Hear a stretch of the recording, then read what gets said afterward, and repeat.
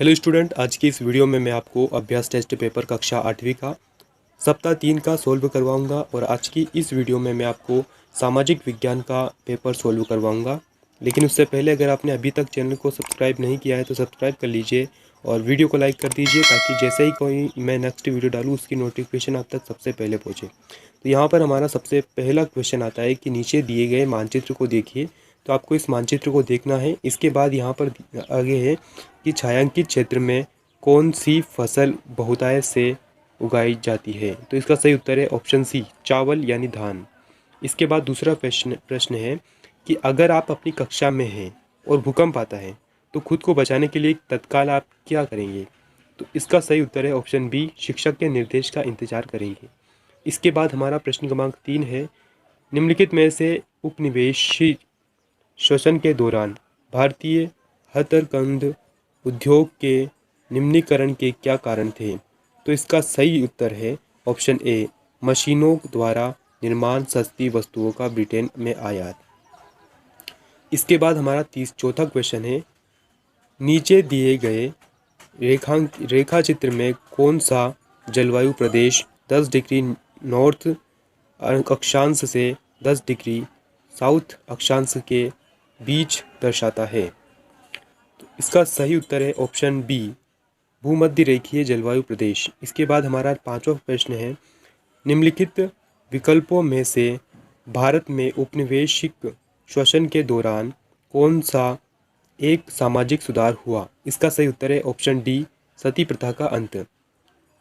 निम्न तालिका को ध्यान में से देखिए। तो आपको प्रश्न क्रमांक 6 है कि निम्न तालिका को ध्यान से देखिए। तो आपको इस तालिका को ध्यान से देखना है। आरेख में चिन्हित बक्से एक्स और वाई है। तो इसका सही उत्तर है ऑप्शन डी, एक्स जीवन निर्वाह, वाई प्राचीन। आगे बढ़ते हैं और 7वां प्रश्न है, संसार के मानचित्र को ध्यान से देखें। इसका सही उत्तर है ऑप्शन सी, पेट्रोलियम। इसके बाद हमारा अगला प्रश्न है प्रश्न क्रमांक 8, निम्नलिखित में से आधुनिक भारत में एक क्षेत्र में रहने वाले लोगों की संख्या और व्यवसाय की सूचना का स्रोत कौन सा होगा। इसका सही उत्तर है ऑप्शन ए, 19वीं शताब्दी का जनसंख्या सर्वेक्षण। इसके बाद यहाँ पर अगला प्रश्न है प्रश्न क्रमांक 9, निम्न में से कौन सा कार्य केवल सरकार के द्वारा किया जाता है। तो इसका सही उत्तर है ऑप्शन सी, पेट्रोल की आपूर्ति करना। इसके बाद हमारा अगला प्रश्न क्रमांक 10 है, हाल ही में भारत सरकार द्वारा महिलाओं को लड़ाकू विमान उड़ाने की अनुमति क्यों दी गई। इसका सही उत्तर है ऑप्शन ए, रक्षा सेवाओं में महिलाओं की बराबरी का अवसर देना। इसके बाद यहाँ पर प्रश्न क्रमांक 11 है, मान लो कि आपके पिता ने 2 माह पूर्व बिजली का कनेक्शन लेने के लिए अर्जी दी थी, परंतु उस पर अभी तक कोई कार्यवाही नहीं हुई।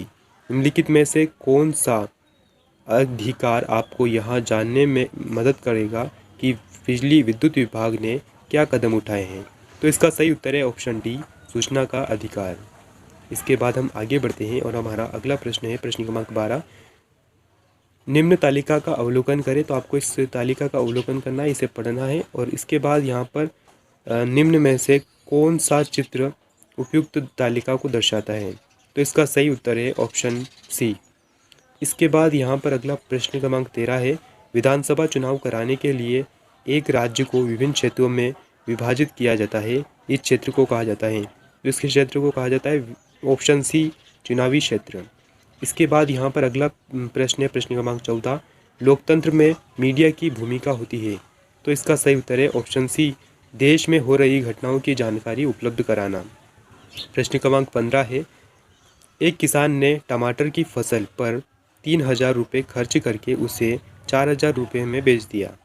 वहीं टमाटर सब्जी बाजार में 7000 रुपये में बेचे गए। निम्नलिखित में से कौन सा कथन सही है।